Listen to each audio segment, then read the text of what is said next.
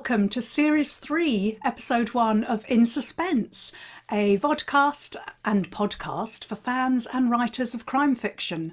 I'm Leslie Cara, and my co-host is the rather lovely and annoyingly young Lauren North. Hello, I'm honestly not that young. It's just really good camera work, but thank you. Yes, we're back after a very short break, which was much needed. But we're glad to be back, aren't we, Laurie? Oh, Because yes. we really enjoy doing this. And yeah, lots has happened. Lots has happened. I can't speak English. Lots. No, that's right, isn't it? Oh, forget it. Anyway, I've done lots of things. We'll get back in the hang of it soon. Right, in the swing of it. Do you know, I'm completely messing up my words, but never mind. We won't probably edit this out. We'll just We'll keep going. We'll keep going. keep it as it is. And Leslie's making a fool of herself. But anyway, no. What have I been up to? Well, I finished the draft, my first draft, first stroke, eighth draft. You know, because I merged them all into one document of book 4, and I sent those off a week or so ago, and got the edits back on Friday, which was Got the link rather, now quickly. yes, rather too soon for my liking. I was hoping I'd have another couple of weeks swanning around, but I'm going to have one more week swanning around. I've decided because you know, I need that sort of distance from it, and yes, I've got sort of 8 pages of editorial notes here in rather closely typed small font, which my editor usually uses a larger font. So I think this is her way of trying to be, you know, let me think it's not as much as it is, because it would have probably been a 16-page document. Yeah. But you know what it's like when you get your edits back. It's always a bit, it's a bit of a funny old time, isn't it? It is tough. It's really tough. You have to really let them sink in, I think. You do. And you know, you read the first few paragraphs because you know the first few paragraphs are always going to be full of praise, and you Mm. kind of dwell on them, and then your eye very reluctantly moves down the list so that Well, you. yeah, I think editors are really good at doing what's called the shit sandwich, aren't they? With the old, great, we love this. This is all the things you need to change and make better, but we really loved it. It's just Yeah, classic, classic. yeah. No, the shit sandwich definitely. That's I think that's what I've got. But no, I'm quite looking forward. Quite looking forward to going back in actually. Now that I've sort of had a few days to mull them over in my Good. mind. And I'm going to meet my editor next week actually for a socially distanced walk. So Hey. we will discuss them then. So what else have I been up to? Lots of online interviews. Did one for Greenwich Libraries. Did one for Have done a couple of interviews for other podcasts actually. I know, I know. And we did Bay Tales Live, didn't we, We did. That Laurie? was so much fun. That was really good fun. With the fabulous Rob Parker, and we had a great time, didn't we? We loved Yeah. doing that. I felt like I'd been I was quite tired the next day though. I think it was like almost like dipping my toe back in the water of socializing because it was on quite late, and then we had like the after party. And I went to bed a bit jittery and then just felt really wiped out the next day. I really need to build myself up before I actually start socializing with the real world, I think. Or I'm gonna Absolutely. have to spend a day in bed every time I go out the house. Yeah, that after party. I mean, you left before me, didn't you? And I think I stayed on another sort of, I don't know, 20 minutes, half an hour. Um, they were still going strong when I Oh yeah, left. I And, think they do. but I couldn't go straight to bed because I felt all, you know, sort of adrenaline I when think that you've was done my fault. I something. shouldn't have gone straight to bed. Yeah.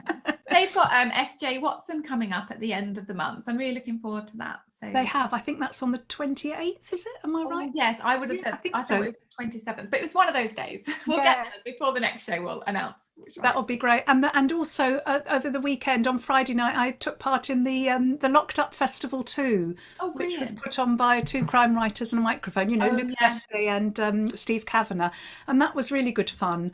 I was on a panel. Honestly, I couldn't believe it. I found myself on a panel with Linwood Barclay and Wow. Dorothy Coombson and Ruth Ware. And we were talking about high concept. And I just, you know, I thought, what am I doing here? I really had the imposter Oh no. syndrome. You deserve to be on that panel. That's amazing. But you know, I made a fool of myself because I called Linwood Linton. I did correct it, but I thought, oh my God, you know, I've called him Linton Barclay. So, yeah. Well, at But least it anyway, wasn't Lindor. And then I froze at the beginning because the lovely, it was Io who was Io Anatade who was interviewing us, and she's wonderful. But I think she got my name the wrong way round, so she called me Cara, and I thought she'd said Carol. So when she asked me a question, I was just thinking, who the hell's Carol? And so I froze. But we got into it eventually, and it Good, good, was good. good fun. It was really, really good fun. Oh, But it what sounds. about you, Laurie? What have you been up to the last? Well, nothing as exciting, I don't think. So I have also finished my book 4, and it's just gone to my agent first because I've got loads of time. It's not due actually to Transworld until June. So my agent's having a read first, and then I'm getting it back this week, and then we'll Right. hopefully make some tweaks, and it will go to the lovely Tash at Transworld hopefully next week, hopefully. And then I was going to take a couple of weeks off to catch up on my reading, and then had this sort of lightning bolt idea for book 5 and just threw myself into that. So my poor agent's also got the opening to a book 5 for that because it's very different and very new, and I was like, is this working?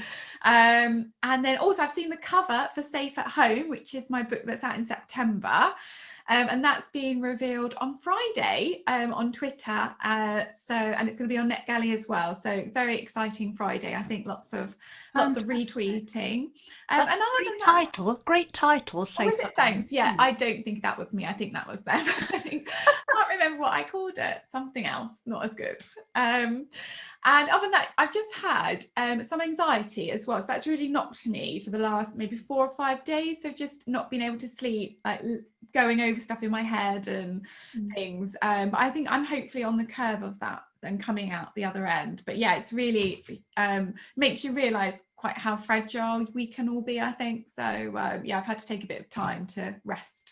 Yeah, anxiety can be really crippling, can't it? Particularly that type. I mean, I used to suffer from that as well, where you go over and over things that people have said or that you've Yeah, said, and should I have said exactly that. that, and oh, so and so will think this, and it can be quite, you get into this sort of vicious cycle, don't you, of thinking about all these things. Yeah, But I and remember hearing, Ruby Wax, yeah. the comedian who also now does lots of psychotherapy things, doesn't she? She Oh, did some does she? courses. Yeah, I think she's a trained psychotherapist Oh, now, I didn't know that. or a psycho something. I'm not, but I'm pretty sure. But she's done lots of courses in counselling and psychotherapy, and she's written lots of articles and books about it. I think I should know more, but people can look that up if they're interested. But I remember reading an article she'd written once where she was talking about that kind of thing, that mind talk and mind chatter, Yeah, and she said it's just thoughts, and you just have to, what works for her is just when she starts thinking about things like that, she just says to herself, oh, here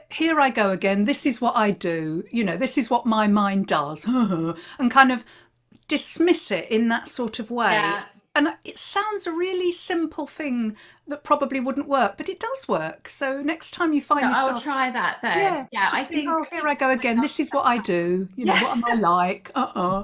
Yeah, Yeah. I think so. I think the difficulties as well with authors and writers is that we have quite a lot of imagination. So one of the things, it's not just going over what's happened already, it's then creating scenarios which probably would never happen and going down this very deep dark rabbit hole into this world that you just isn't real. But yeah, I'm going to try that, and I'm going to try some CBT as well, actually, because all the anxiety, it was triggered by something about my children. And I think I need to find a way to disconnect from them slightly so that their problems, while I need to be supportive, aren't my problems, if that makes sense. Without sounding like a horrible mother, No. I'm if they make a mistake, that's not my mistake. So I need to find a way to cut the ties a little bit, I think, there. So, That's a really healthy way of looking at it, and I think that's true because I used to do that, worry so much about my children. Actually, you do have to let them. yeah. As parents, we want to protect our children from any kind of pain or anguish, but we can't. They have to. They have to suffer anxiety and worry and things just the same as us, and we're not doing them any favors if we try to protect them from everything. No, exactly. So yes, that's all that's been happening with me. So but yeah, I need to get my head back in gear, hopefully. Sounds like we need to do another show with the topic of anxious authors Yeah, or yeah, something. we should do. Yeah. Oh. Yeah, the anxious author. But no, our topic for today is actually starting a writing career later in life, and I feel very well placed to comment on this since that was the case for me. I didn't start. I mean, I was writing all my life, but I didn't really I didn't go on to the Faber Academy until I was in my 40s, and didn't get published until I was over 50. So, I mean, obviously, Lauren, you're far too young to even take part in this discussion. But until our guest comes on, you're going to have to manage as best you can. Well, I am certainly no spring chicken. I certainly don't feel like I am, but I do understand the turning point thing. But I definitely couldn't comment on the second career aspect of the talk, because I certainly don't feel like I had a first career, as I was just dottering around with a bit of public relations and endowment complaints handling. So I certainly wouldn't be able to comment on a second career, but the whole turning point where you decide to make that leap of faith and take yourself more seriously, I think I could certainly see. I certainly feel like I did that when my children went off to preschool. That was a real turning point for me. So yes, not quite second career, but I understand it a bit.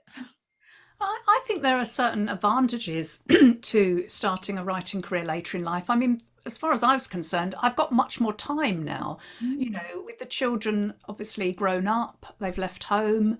I mean, I know some people's children don't leave home. They have grown-up kids living with them. I can't think of anything worse, actually. But anyway, love them though I do. I don't particularly want to live with them. But yeah, so I've got, just time to focus on what I want to focus on now. So that's a huge privilege, I know, but that's one of the advantages, I think, of coming to this career later in life. So I mean, there are other advantages too. I feel I've got more confidence now than I had as a younger person. I mean, I think probably that my confidence grew when I went into teaching, and because I think if you've been teaching for many years, you are used to standing in front of people talking and doing live events because you're doing classes. Not that that's all that being a writer is about. Obviously, we're on our own writing most of the time, but there's a lot of promotion, isn't there, and a lot of things that you do need that confidence to Yeah, do it. yeah, definitely the confidence, especially because you need to be able to handle the rejections and not take them personally, and just and find a way to deal with them. And it's really hard for anybody at any age to do that. But I certainly think being a bit older, you can understand it maybe isn't personal, and like you say, I think also age comes with a bit more professionalism as well. I think it's really important to maybe not, but I think I'm certainly glad that I came into writing in my 30s and not my 20s, because I understand, I think, how the industry works, and sending polite emails and not throwing my toys out the pram when I get my edits back and things like that. So I'm hoping that's maybe a bit of maturity there as well. But there certainly is no age requirement with writing, is there? Which I think is really fantastic. And it's not a perfect profession by any means, publishing, but I think it's lovely to think that at any age you're going to be welcomed with open arms, I think. So you've got like on one side of the spectrum, there's Cecilia Ahern that I wrote P.S. I Love You at the age of 21, which is just amazing. And more recently, Anna Bailey, whose debut Tall Bones came out last week, which I haven't read, but I've seen so many fantastic things about it. And she's in her mid-20s as well. So that's pretty amazing. But we've got like a whole list, haven't we, of writers who started after the age of 45. So I'll read mine out. So I've got Raymond Chandler was 51 when he wrote The Big Sleep. Richard Adams was 52 when he wrote Watership Down. Annie Proulx was 57 when she wrote Postcards, and then The Shipping News, and then Brookback Mountain. We've got Catherine Cooper, who wrote The Chalet at age 50, and she was a top 5 Sunday Times bestseller with that. Trevor Wood, The Man on the Street, he was over 60 when he wrote that, and he won the John Creasy New Look Dagger Award. New Blood Dagger Award. That was, I think it was the New Blood Dagger Award. Oh, was it? Oh. New Look. I sent Laurie some notes, and there was a typo. Sorry, Laurie, that's my fault. I'll just blame your age on that one, Leslie. No, Trevor he probably would have won the New Look Award as well. Yes. And then I've also got Nikki Smith, who wrote All in Her Head after the age of 45 as well. what a fantastic List, isn't it? list of people. And also, I put a tweet out on our In Suspense account asking for, did anyone know of any authors who published? And got an amazing response. And just this morning, got one from Shari LaPena. I mean, I don't think she wrote other novels before she was 50, but she didn't publish her first thriller, The Couple Next Door, until she was over 50. So that's amazing. Mel Sherratt, and what a success that was, by the way. Mel Sherratt was 45 when she decided to independently publish her books because she'd had so many rejections. And we all know what a success she's gone on to make. And she now, I think she's a hybrid author now, isn't she? So that's incredible. Frances Quinn has written a book called The Smallest Man. That was out over the age of 50.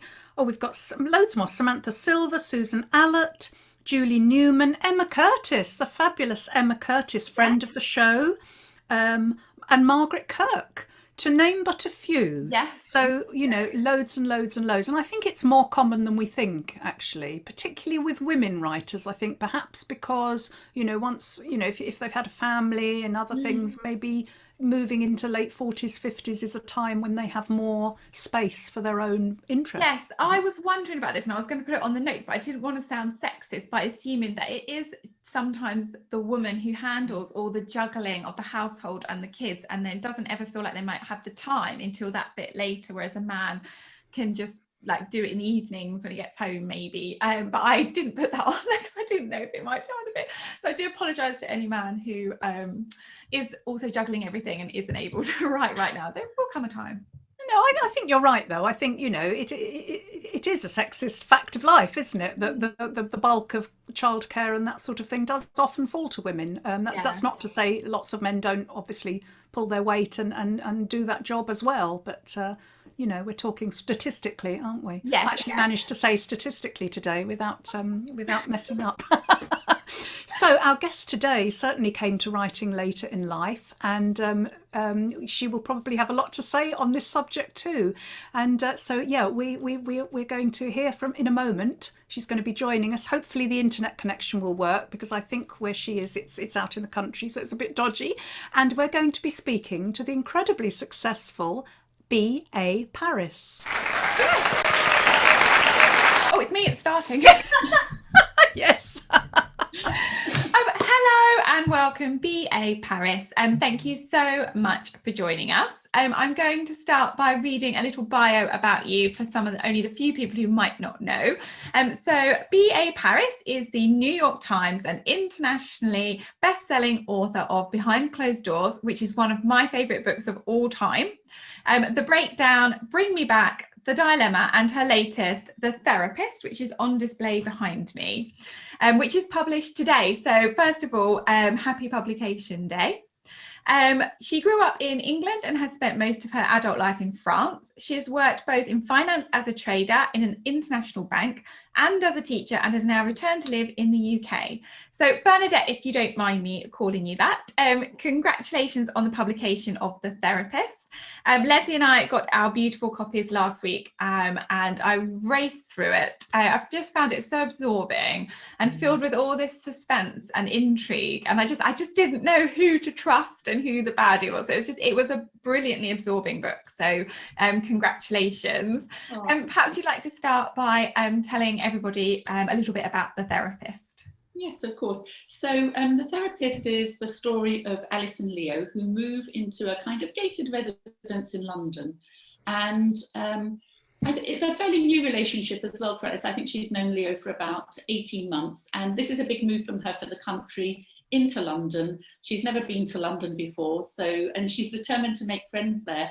And she hasn't been there very long before she finds out that something terrible happened in the house not long before they moved in. And in fact, it was a murder. She finds out that the woman that lived there before was murdered, and that her husband hadn't told her this, because to him it wasn't that important, and he knew she'd freak out, and he really wanted to live in the house. And Alice goes on a mission to she becomes obsessed with the woman that lived in the house before, who was a therapist. And she goes on a mission to find out the truth behind what happened, because from what she can understand, all the neighbours are being very cagey about it, and nobody really wants to talk about it. So this becomes her mission. Thank you. Oh, it's a fantastic book. I actually raced through it in the last few days, and obviously no spoilers today. But wow, what an ending! Mm, brilliant. Absolutely amazing, and it's a lovely cover, isn't it? I really like that bright red. It really I love pops. it. Yeah, Yeah, I was really pleased with the cover. yeah. I just think it'll really stand out. Hopefully in shops, if it's in any, bookstores and everything, which I hopefully it will be, it'll stand out, I think, among the others. I hope Well, so. the shops are opening today, aren't they? Yes, So, that's right. well, we're recording this on Monday, Yes, so they'll be open by the it's coming time. up on Thursday. So, as you know, Bernadette, our topic for today is starting writing later in life and Yes. or starting a writing career later in life. And I understand that you didn't even start writing until you were over 50. Is that correct? Yes, I mean, I didn't even have a computer before then, and I'd always wanted to write, but I knew I would write one day, but it was going to be children's stories. I always saw myself as a children's author, probably because I used to make up so many stories for my own children. And just, it never occurred to me to write a novel because, for me, that was just too many words. And it was just basically one of my daughters that said, I think you should write a novel. There's a competition, it's for an 80,000 word novel. And I remember saying to her, I could never write 80,000 words. And that night I went to bed and I had an idea for a story about a family. And the next day I just went out and bought a computer and started writing. And it was like this drug. I couldn't, for about 6 months, I just wrote day and night. It was terrible because I became this other person. And it took me, about 6 months to calm down and realize that, I could walk away from a story and come back to it and I wouldn't forget my train of thought. But so yes, I started when I was 50 and I wasn't published till I was 57. So so it's wonderful to have this career later in life. That's brilliant. Yeah, such an inspirational story. And obviously behind closed doors had such tremendous success. I think I read it sold over 2 million copies, I believe, which is just phenomenal. When you first wrote that, did you have any inkling that it was going to be so successful? And how did it feel when it was so well received? Gosh, of course, I had no idea. I mean, I just thought nobody would buy it. I mean, I couldn't believe that it was actually going to be published and it would be in a bookshop. And I never knew. I mean, I had a different feeling I'd been writing family dramas before and I wasn't having any success with those. And when I wrote Behind Closed Doors, I kind of had an inkling that I'd hit on a different kind of story. But I had no idea. And when it became a success, it completely passed me by because I was living in France at the time. I didn't have social media. My editor had said, well, get Twitter, be on Twitter because it's good to get some feedback. But I wasn't into the publishing world at all. I didn't follow authors. I mean, so I was very isolated out there. And I had no idea. And even when my editors were saying it sold 100,000, 200,000, for me, there was no benchmark. So I knew it was doing well, but I just thought that's what most other books sold as well. And anyway, I mean, I wasn't, I didn't have the bookseller. I didn't know anything. So I think I missed all these things that might have been happening about this book, which was kind of a big success. And it was only when my editor invited me over I walked into the office and there was champagne to celebrate 500,000 copies. And I turned to her and I said, why is it good 500,000 copies? And they just couldn't believe, but I had no benchmark. I just didn't know. And I wasn't on Twitter all the time. I wasn't, I had no idea what was happening. I think maybe if it had got into the Sunday Times, I might have realised then, but it never did, funnily enough, which is really strange because it sold so many. So many, yeah. That always missed it for some reason. So, so I had no idea really. It passed me by, which was quite good and maybe a bit of a shame.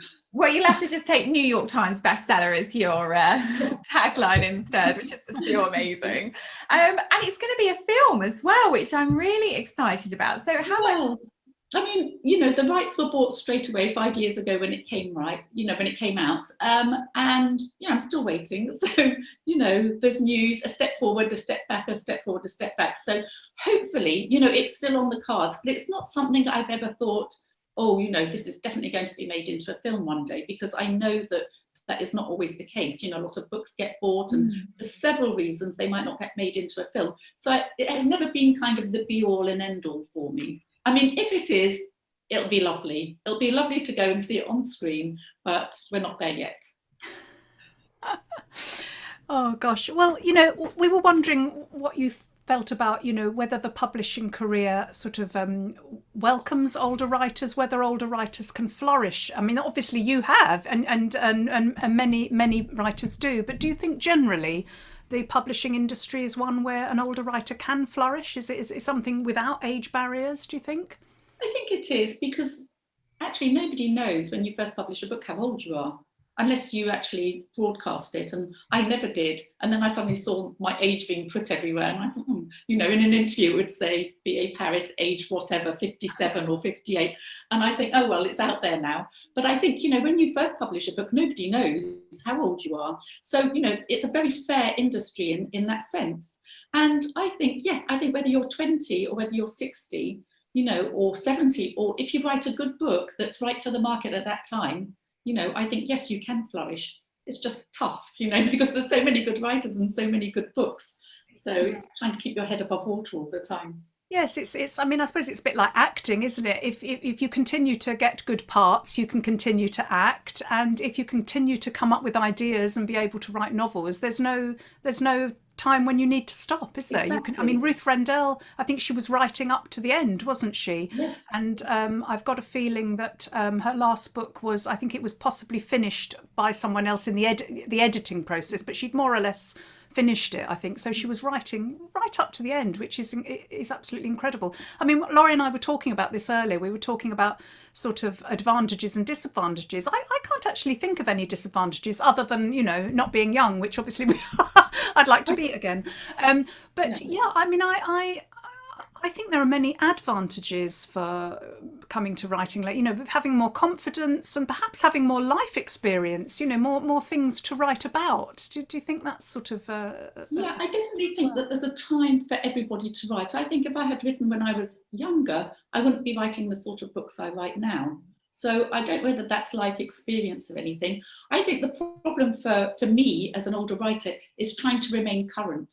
For example, my agent will always say, you can't call your character that. That's the name of a 60-year-old woman. Your character is 40 or 30 something. You have to change. And I find it really hard to think of, because the names that automatically come into my mind are probably my generation names. And she's always saying, no, you can't do that. And sometimes when I write, she'll say, no, that's too old.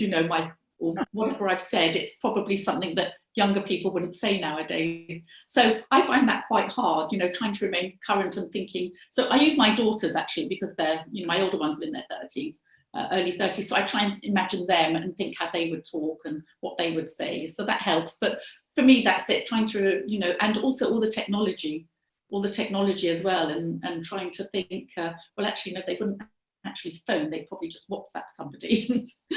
So that's the hardest thing for me, I think.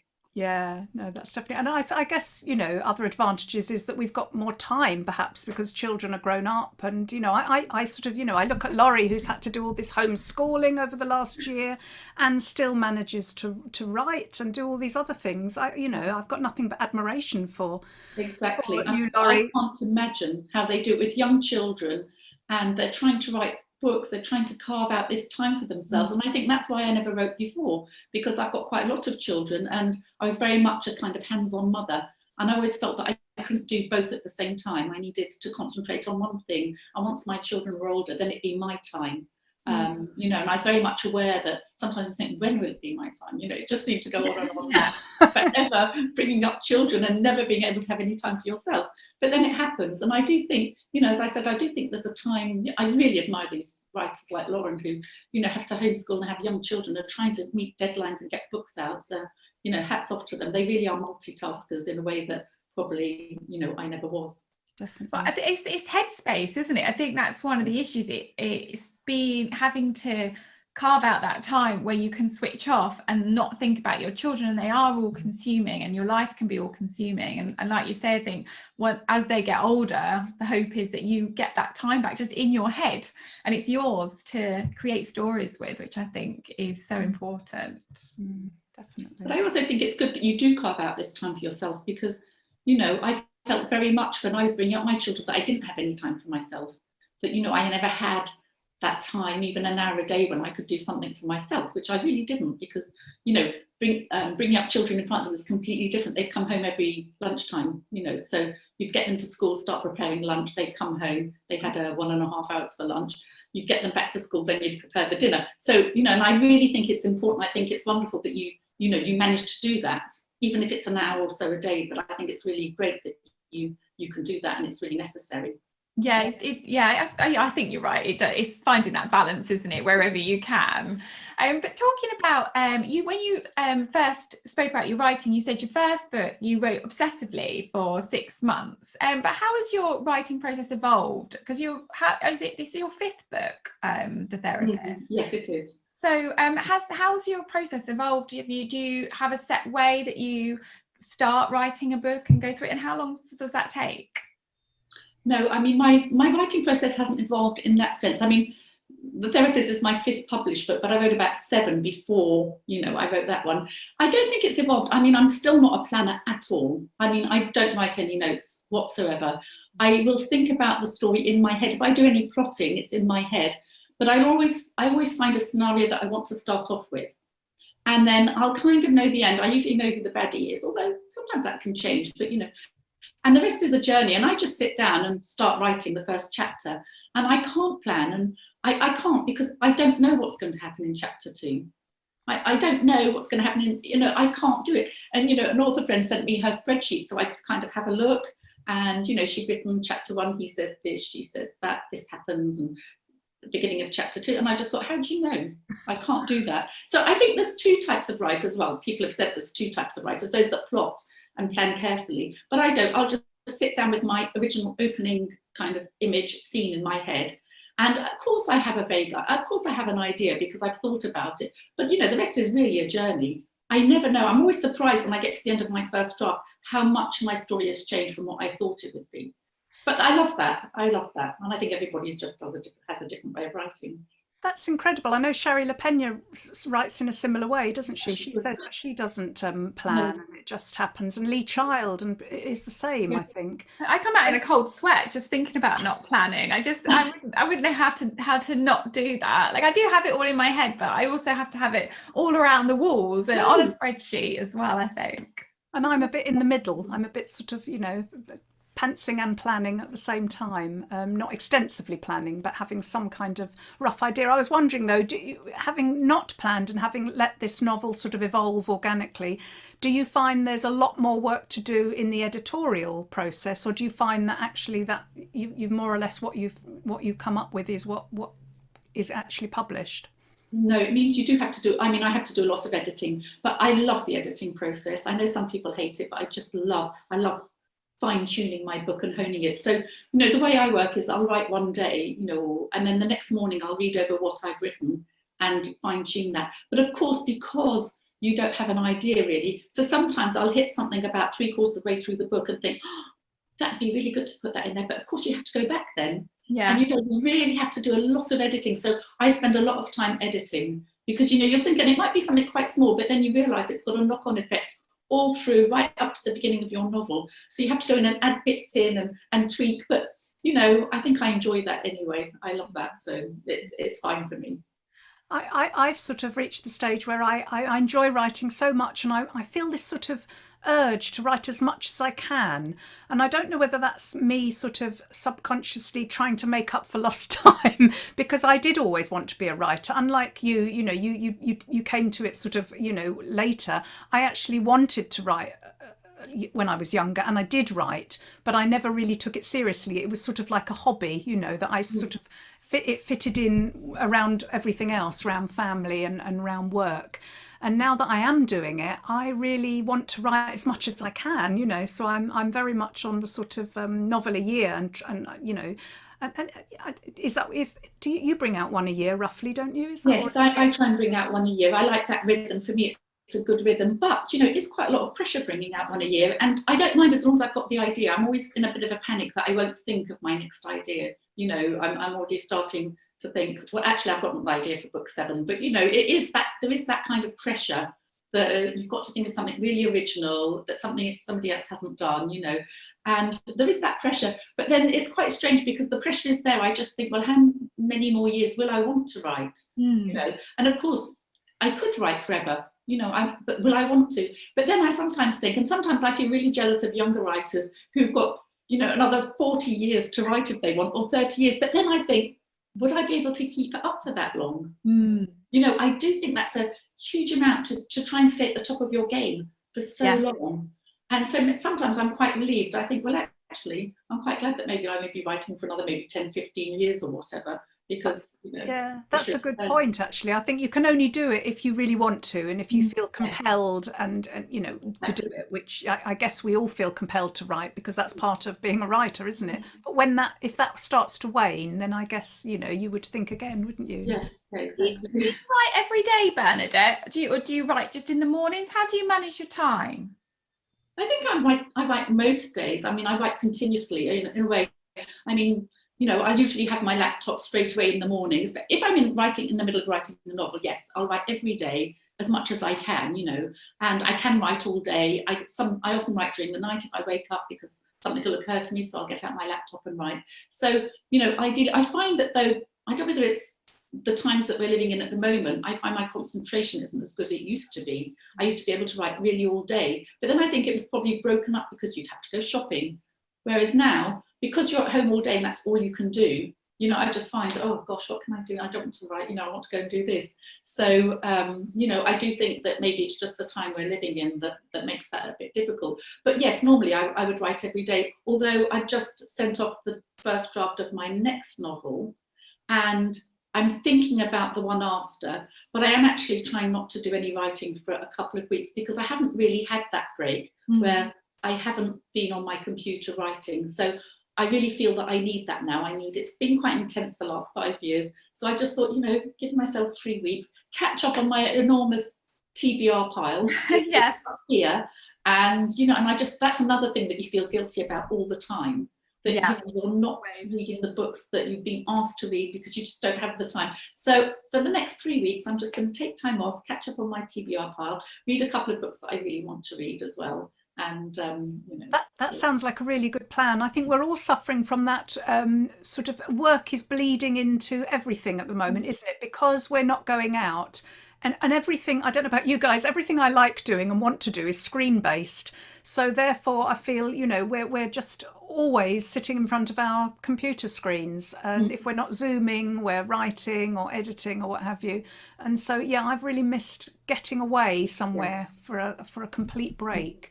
That's what, you know, I mean, I'm not desperate to go abroad this year because obviously you know, there's too many problems, but it would be nice just to go away somewhere for a couple of weeks. A couple of days, Or even a couple of days, just to have a complete break. Yeah, definitely. Bernadette, I wondered what advice you might give someone who was thinking of taking that leap into writing as a second career, sort of a bit older in life. How would you, if someone came to you, what kind of advice would you give them? I would just say, you know, just start writing, because people say to me, you know, I really want to write, but I don't have an idea, you know, yet. And I think, well, you know, you've got to get your idea. You've got to think about something that you think you would like to read, a story out there that you think, well, nobody's done that and I'd quite like to do it. And I think that, you know, it was like the same for me. I didn't think I could write a novel, but once I started, I couldn't stop. And I think if you've got that kind of belief in you, that you can write. And I would just say to anybody, if you want to write, just do it, because the more you put it off, what are you afraid of? That's the thing. Yeah.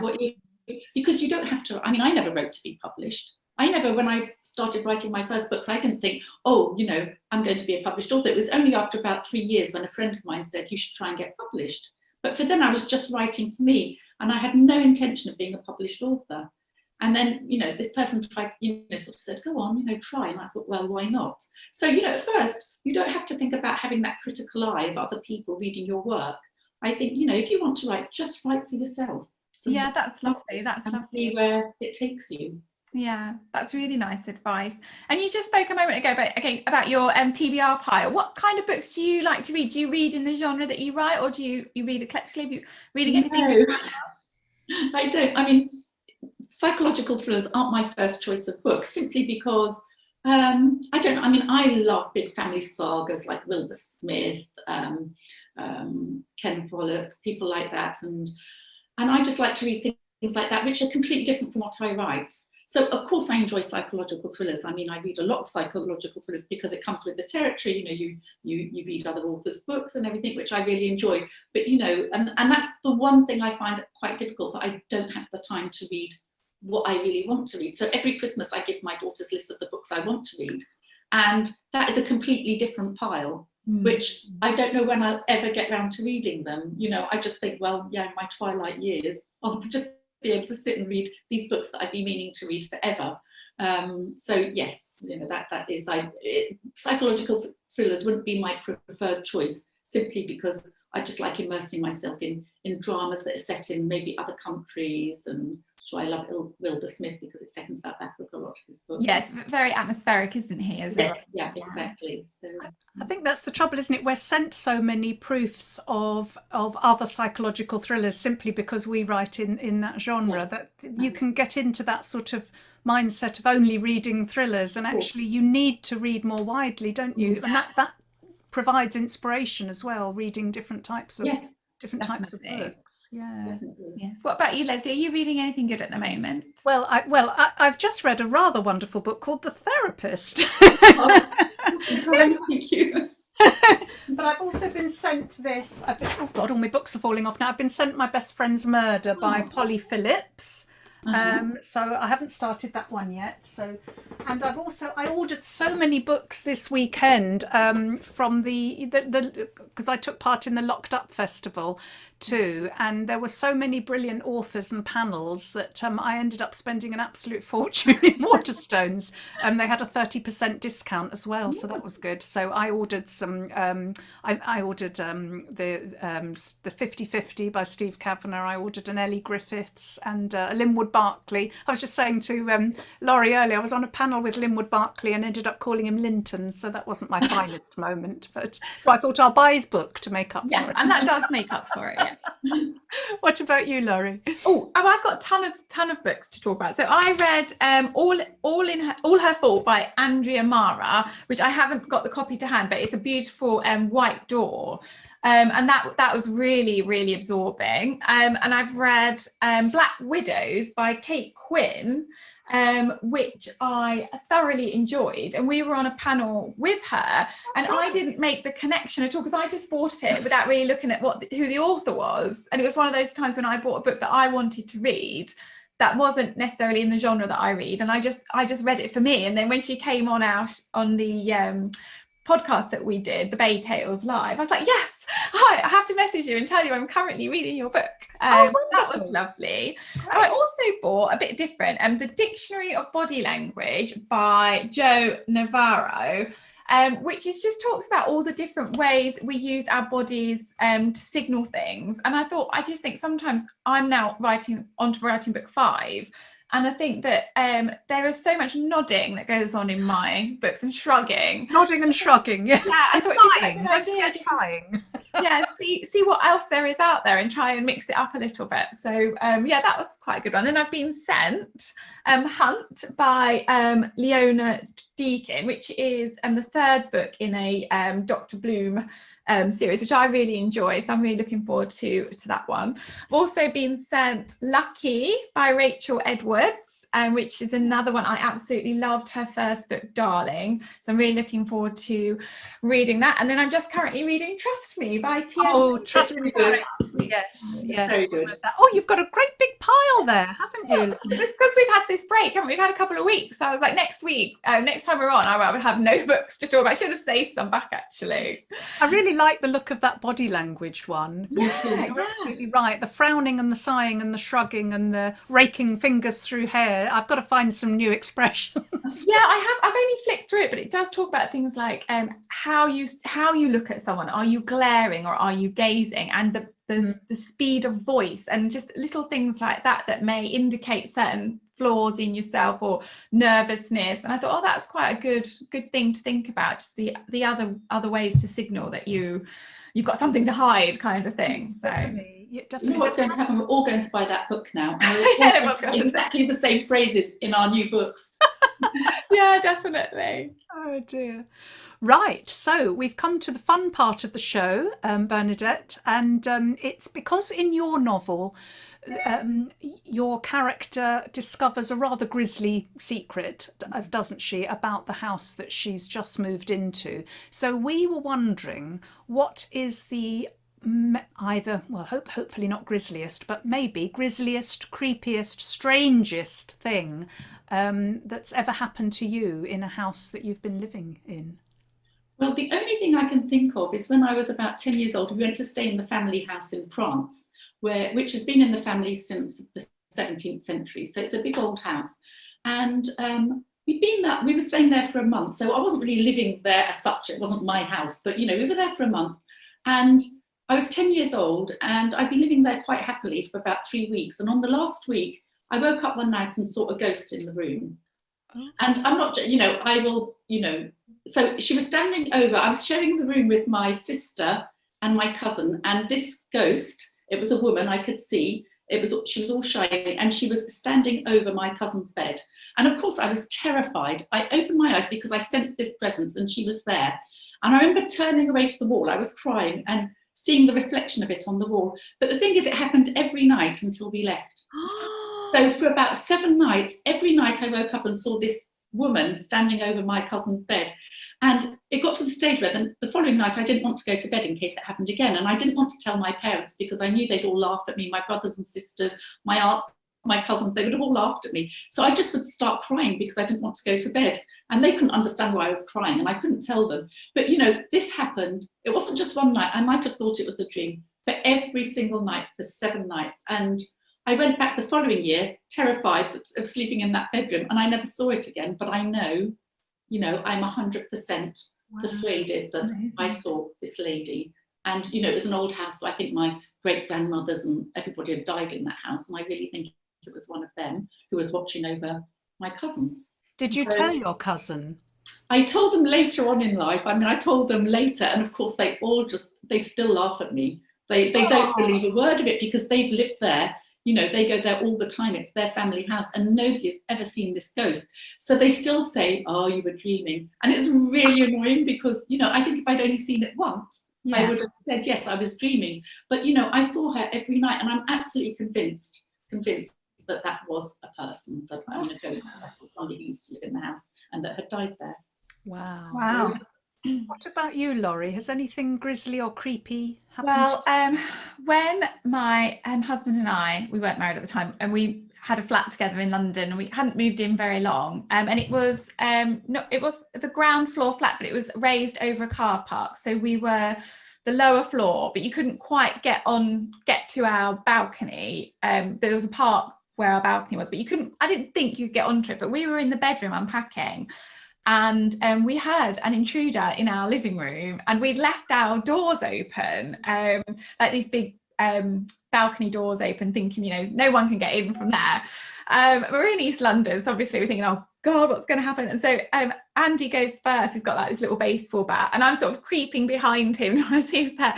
And there was a squirrel that's come in from the park, and it just was just like racing around our living room. I just went back and hid in the bedroom actually, because I just thought, no, I'm not going to deal with this. And so I think Andy managed to like throw a cushion at it, and it went out again. So we didn't leave the balcony doors open when we were not in the room after that point. So terrified by a squirrel. Yes, it was. We were like, oh, there's an intruder, but it was a furry one. Oh dear. What about you, Leslie? Well, it's funny, but not quite the same as Bernadette's, but I was a young child, and it was when we were living in a house in Chelmsford, and I suppose, well, I say a young child, I was probably about 12 or 13, and I don't know whether, I often hear there's strange things that happen when you're a teenager. They often poltergeist activity is prevalent, isn't it, with teenagers, something to do with the energy or the psychic energy or the angst that you're feeling. I don't know, but for a long while, I was convinced that I could hear digging in our back garden in the middle of the night. And I would wake up and I would hear digging. And so I would get up and I would look out the window, peep behind the curtain, but obviously couldn't see anything. And I told my mum and dad, and they said, oh, nonsense, nobody's going to be digging in the garden. You were just dreaming or something. But it did go on for some while, and I thought, well, maybe it is my imagination. Maybe I'm just sort of, dreaming and waking up and thinking, and it's a recurring nightmare or something. But then my friend came to stay with me, and you know what it's like when you have a sleepover at that age. You spend the whole night talking, you don't get any sleep.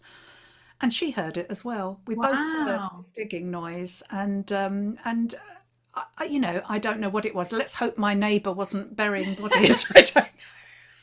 But I did find out when I did some research a little while later that the previous owner had been Colonel Cramphorn. Now, Colonel Cramphorn, in Chelmsford, there was a garden centre called Cramphorn's. I don't know if it's still there, but apparently he used to live in our house. And I thought, well, maybe there's the gardening. Maybe it was the ghost.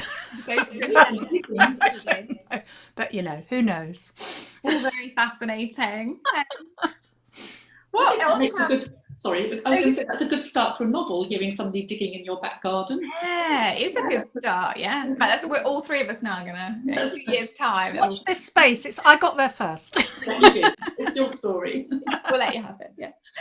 So it's now on to the quick fire round, Bernadette. So I'm going to just fire some questions at you, and you just have to answer the first thing that comes into your head. So, are you paperback or ebook? Paperback. Scrivener or Word? Word. Do you like to write at a desk or on a sofa or a bed? Bed and desk. Coffee. It depends. In the winter, it's bed because I'm nice and warm in a bed. So Yeah. Coffee or tea? Tea. A cocktail or wine? Wine. Swim, bike, run or walk? Walk. Beach or vineyard? Sorry, what was that? Vineyard. Beach or vineyard? I can't understand. Sorry, I can't hear the first. Oh, sorry, it's beach. Do you like beach? Sorry, beach? I understood beat. Oh yes. No, vineyard definitely. Cat or dog? Cat. And what was the one thing that you missed most about England when you lived in France? Pubs. Pubs, there we go. I think so. It's just that atmosphere of going. We always used to say, just going down to the pub for Sunday lunch. That's what we missed most, and the Sunday papers. Oh, that's interesting. Oh, thank you. That was it. You've passed. Oh, good. Thank you. Oh, thank you so much, Bernadette. It's been a pleasure having you on today and, listening to your incredible journey. And we wish you every success with The Therapist, which is out today, published today. So happy publication day. And thank you very much for coming on. And thank you for inviting me on. It was lovely to talk to you both. So thank you so much. Thank you. Well, and we were lucky with the internet connection. Yes, we have been, haven't we? Yes. And you've been such a fascinating guest. So thank you. And we do wish you every success, as Leslie said. Now, in our next episode, we will be talking to not one, but two guests. We'll be talking to Nikki Smith and TM Logan on the topic of TV and film deals, which you could have also been involved in, Bernadette. So if you do have any questions about for them or about film and TV rights and things like that, do let us know either from our YouTube channel or from our Twitter account at InSuspensePod. Yes, just to remember that all our episodes are available on YouTube and all the usual podcast downloading sites. So I think that's it, isn't it, to say? It is. Now, Bernadette, we didn't warn you about this, but in all our episodes, we end up by synchronising the phrase "in suspense" because that's the name of our podcast. And every week, Laurie and I get it completely right, don't we, Laurie? It's perfect. So don't let us down. Okay. So I'm just going to say this leaves us with the final task of saying thank you for watching In Suspense. I said it too soon. I think that was a bit better. That was actually okay, wasn't it? I think I was actually lying, Bernadette. We never get it right. Never, ever. It's complete cock up normally. So. But no, thanks very much. That was brilliant. No, Yeah, lovely. Thank you so much. Bye-bye. Bye-bye. Bye. Bye.